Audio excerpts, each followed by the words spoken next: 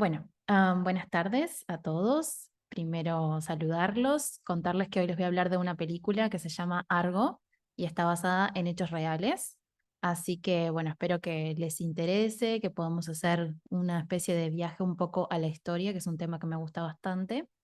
Y algo que no les había comentado antes es que yo también soy formada en relaciones internacionales y tengo una maestría en diplomacia, por lo que este tema en particular que aborda la película es un tema que me interesa mucho. Así que primero les voy a contar un poco de qué se trata en sí la película. Vamos a tratar de explicar un poquito algunas inexactitudes que hay en la película respecto a la historia real y después en realidad les voy a hacer una conexión, digamos, con lo que sucedió y lo que trata de transmitir algo y lo que pasó en la vida real. Bueno, simplemente para que tengan una idea, básicamente la sinopsis de la película nos indica que se trata de una operación encubierta de la agencia de la CIA que todos conocemos para rescatar a 6 rehenes estadounidenses que estaban en Teherán, en Israel. Acá les traigo algunos datos de la ficha técnica, básicamente para que nos podamos situar un poquito. La película fue estrenada en el año 2012, tiene una duración de 2 horas, fue dirigida, producida y protagonizada por Ben Affleck, así que si tenemos fans de Ben Affleck acá, seguro que por lo menos alguna vez la escucharon nombrar. Ganó 3 premios Oscar y ganó muchos otros premios y varias nominaciones y está realmente muy bien puntuada en IMDb, que es como uno de los portales de referencia para, digamos, calificar películas. Y ahora les voy a contar un poquito el argumento o la trama, pero de forma bastante resumida. Básicamente, en noviembre del año 79 hubo un grupo de estudiantes fanáticos iraníes que realizaron un asalto a la embajada de los Estados Unidos en Teherán como represalia a una acción que el gobierno estadounidense había tomado. El presidente estadounidense de la época era Jimmy Carter y le había concedido asilo al Shah de Persia, que en realidad era el gobernador anterior en Israel durante la revolución iraní. En este asalto, digamos que se hizo a la embajada, tomaron como rehenes a muchos de los trabajadores de la embajada, pero específicamente 6 de esos funcionarios diplomáticos de la embajada pudieron escaparse y huyeron hacia otro lugar que era particularmente la Embajada de Canadá en Teherán y, digamos, tomaron asilo diplomático con el embajador canadiense. La situación de los rehenes que estaban, digamos, como fugitivos se mantuvo encubierto, lo sabían en Estados Unidos, por supuesto, pero estaban tratando de generar algún tipo de plan para poder sacarlos de Israel sin que estos revolucionarios israelíes lo supieran, por supuesto. Entonces van a ver que, como ven en la imagen acá, hay una reunión con varias autoridades en el Departamento de Estado de los Estados Unidos, donde empiezan a, digamos, poner sobre la mesa varias ideas de cómo podrían rescatarlos. Entonces los quieren hacer pasar, por ejemplo, por profesores de inglés o los quieren hacer pasar por, bueno, diversas cosas, diversos planes, pero ninguno era totalmente completo o ninguno cerraba por completo como para que no hubiera ningún tipo de riesgos, porque si los descubrían, los podían simplemente asesinar en el momento mientras estaban tratando de salir del país. Entonces, este funcionario en particular de la CIA, que es Tony Méndez, el personaje protagonizado por Ben Affleck, acaba teniendo una idea en un momento dado que se le ocurre justamente crear una película falsa. Y para esa película falsa, como iba a ser algo de ciencia ficción, y se llama Argo, esta película falsa justamente, necesitaban buscar locaciones que fueran un poco exóticas, digamos, como terrenos así exóticos que podrían llegar a encontrar en Israel. Entonces ahí es como comienza el desenlace de la película. Recibe la autorización, viaja a Hollywood, empieza a buscar un director, empieza como a hacer un casting, necesitan en primer lugar conseguir un guión, un script, encuentran el de esta película y se comienza a desarrollar todo este tema de tener una especie de productora de cine encubierta. Entonces, así comienza, él termina viajando y empieza a tratar de entrenar a estos 6 rehenes que estaban en ese momento en la embajada canadiense para que se aprendieran sus papeles, digamos. Cada uno iba a tener un rol en la película. Entonces ellos iban a estar ahí buscando locaciones. Uno iba a estar a cargo de, por ejemplo, la vestimenta, otro a cargo de luz, etcétera. Diferentes roles tendrían dentro del equipo, por supuesto con pasaportes falsos, haciéndose pasar en realidad por ciudadanos canadienses. Todo eso va a tomar bastante parte de la película, pero después vamos a ver que en la película en sí terminan teniendo como algunas, digamos, complicaciones mientras están efectivamente saliendo en el aeropuerto, que son como algunos agregados que le dieron a la película real en Hollywood como para que sea mucho más interesante y darle un poquito más de suspenso, pero no necesariamente la realidad fue así. Ahora les quiero explicar qué fue lo que realmente sucedió durante la toma de rehenes en Teherán, que fue una de las crisis más importantes para las relaciones internacionales. Bueno, la fecha sí es exacta, como les había dicho, comenzó el 4 de noviembre del 79 y tuvo una duración de 444 días. Fue ese el día en el que este grupo de estudiantes, que se les llamaban los discípulos del imán y eran fieles seguidores de la Revolución Islámica, tomaron, digamos, a la fuerza la embajada y secuestraron a todos estos como rehenes.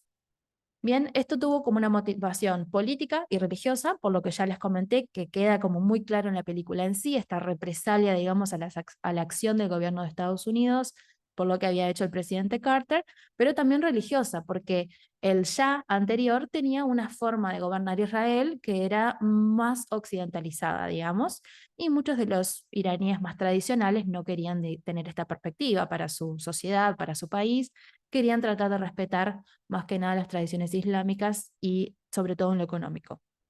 Entonces estaban estas dos vertientes, digamos, que motivaron estas acciones. Esto todo se produjo, como les dije, después de la caída del Shah, que había implementado este sistema autoritario y había venido un nuevo líder religioso que era el Ayatollah Khomeini. Y era justamente el que estaba liderando y que tenía como soporte todos estos discípulos o revolucionarios, digamos, que estaban en las calles todo el tiempo protestando y todo lo demás. Este nuevo gobierno había definido una política y una ideología que era totalmente opuesta y que querían retornar al modelo islámico, como les comenté. Entonces, todo esto fue lo que generó estos disturbios que se extendieron por bastante tiempo. Ahora, veamos también que en realidad Estados Unidos había tomado otras medidas a nivel internacional y durante la operación de rescate tuvo decisiones que no fueron muy acertadas porque, por supuesto, implementó represalias económicas a Irán y muchas otras, digamos, acciones que agravaron la situación. Lo que querían los revolucionarios era que Estados Unidos extraditara, o sea, que enviara de vuelta al Shah a Irán para que pudiera ser juzgado como ellos quisieran en Irán y eh, solamente de esa forma estarían dispuestos a entregar a los rehenes. Era esa la negociación que se tenía que dar, pero que no se estaba dando de la mejor manera posible porque Estados Unidos estaba agravando la situación. Entonces, ahora veamos un poco cómo esto ha sido, por supuesto, un caso real que fue plasmado en la película de una manera muy interesante, pero como fue también un caso de estudio para la diplomacia y para las relaciones internacionales durante muchos años. Todo esto se enmarca dentro de una crisis que hubo, como les comenté, con motivos religiosos y políticos, que después generó con que las relaciones entre Estados Unidos e Irán derivaran en unas prácticas reiteradas por bastante tiempo sobre el reconocimiento de inmunidades y de privilegios de los funcionarios diplomáticos, y también generó que se hicieran una ola de ataques en contra de embajadas y al personal diplomático después de eso. Hubo muchos otros casos en muchos otros países en el que los revolucionarios hacían esto justamente para llamar la atención de otros países a nivel internacional hacia lo que estaba sucediendo a la interna de un país. Y lo interesante de esto es que este fue como el precedente, fue el primer caso en que sucedió algo así y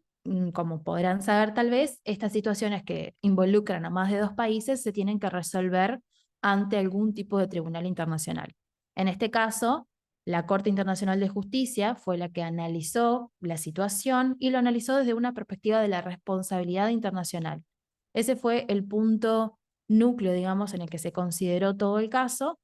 y la Corte decidió que el Estado iraní había sido responsable por los actos de sus manifestantes, o sea, responsabilizaba al Estado por lo que los individuos habían hecho, a pesar de que no eran, digamos, autoridades de Irán ni nada por el estilo, sino que estaban actuando a su cuenta, pero lo que pasó también fue que los estados tienen siempre un deber de recibir y de dar protección a todos los agentes diplomáticos que otro estado envía, porque eso es el mínimo establecido que define las bases de las relaciones diplomáticas entre los estados. Pero al generar este ataque a la embajada, ya desde el vamos se estaba incumpliendo con eso. Entonces, otro punto que considera también la Corte es que no se tomaron medidas provisionales, digamos, sino que se continuaron incumpliendo diversas disposiciones del derecho diplomático. Así fue que la Corte determinó que las autoridades en realidad estaban violando las obligaciones que Irán tenía con Estados Unidos, justamente en virtud de ese reconocimiento mutuo de las relaciones diplomáticas que les comentaba. De todas formas, hubo otro lado, digamos, otra cara de la moneda en que, como les había comentado antes, Estados Unidos agravó la situación porque tomó represalias económicas. Entonces, generaron embargos económicos,